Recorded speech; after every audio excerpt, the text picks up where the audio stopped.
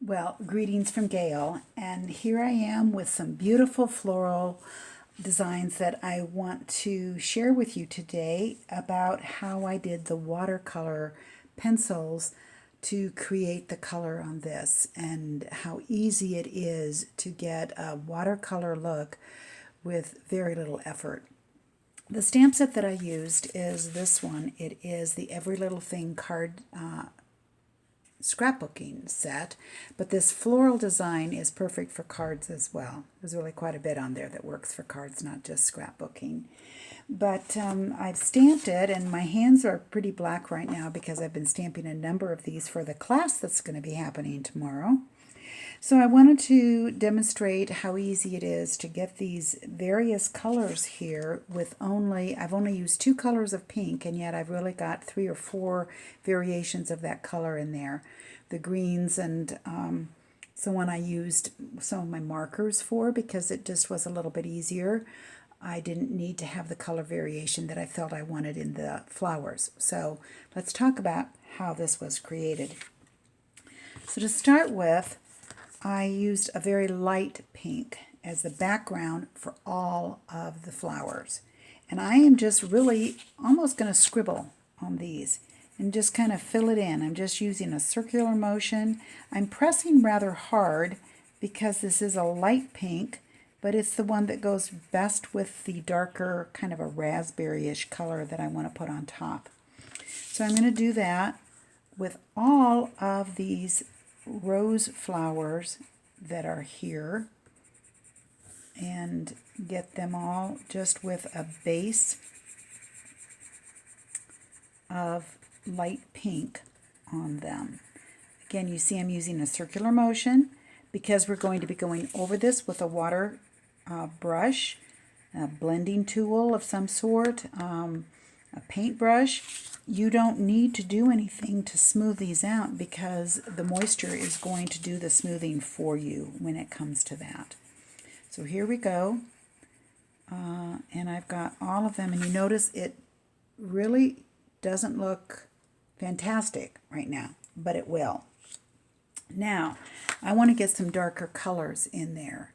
And you'll notice that this flower back here has some medium tones, and this one has darker, and this one over here is darker yet. So I'm going to get all of that with this one single pencil, and this is the one that I described as kind of raspberry-ish color.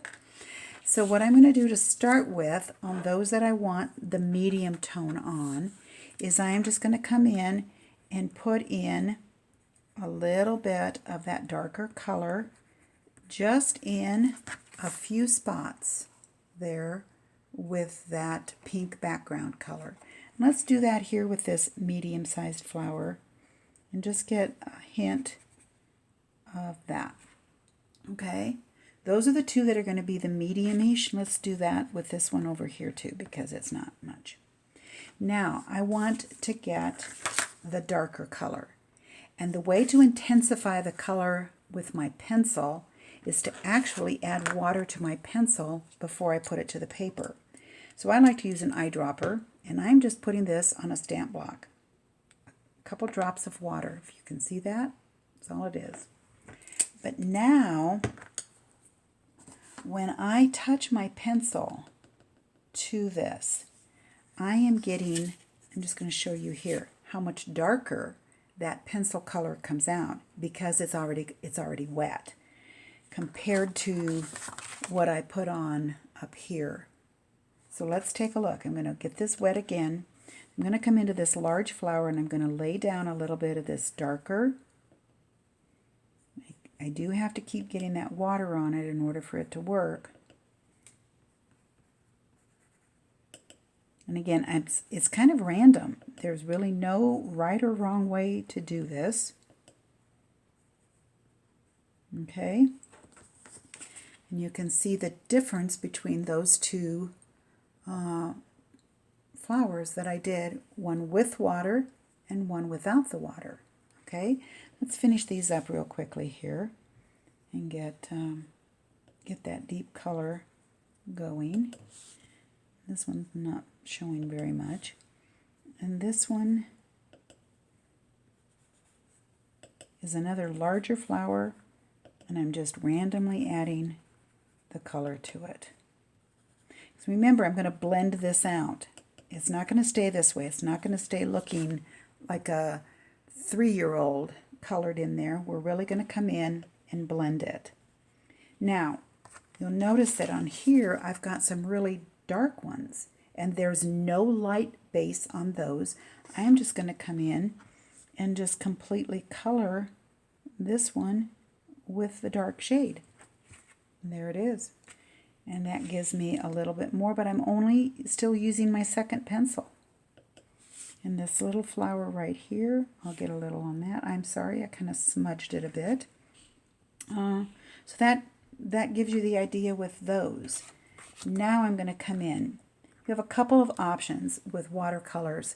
You can use this water brush. It's called a water brush because the barrel has water in it, and you can just squeeze it and water will come out and you can blend.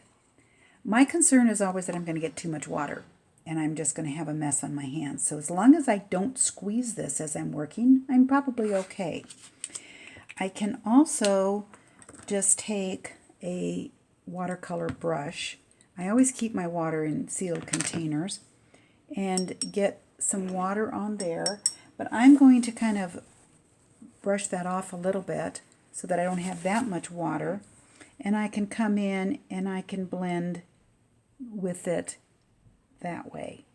And I'm not going over it very much, but you can see now how I've smoothed out the colors there of the flower.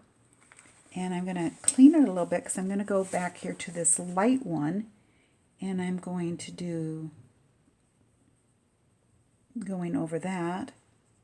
And you can see I've got the highlights there, but I still have some white showing through too, which is fine. Let's go ahead and work on this one. Again, taking off some of that extra water. I don't want that much water when I'm working with these, or it'll wrinkle my paper too much, and I'm just using regular cardstock. And it will also just smear everything out of the lines where I don't want it to be out of the lines. So I'm getting some of that off, coming back in here and blending it in.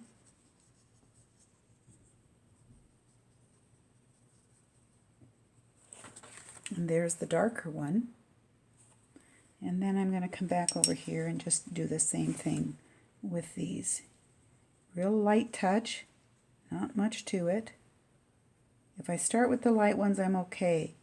I'm not going to take too much, but if I take this dark color and it gets on my water brush, then it might carry over to some of the others. But anyway, just really fast and quick, and I have got those all taken care of. I don't need to do much on these that I had just the dark color on. But you can see now how I've shaded all of that in. And it's fast, quick, and lots of fun. Give it a try.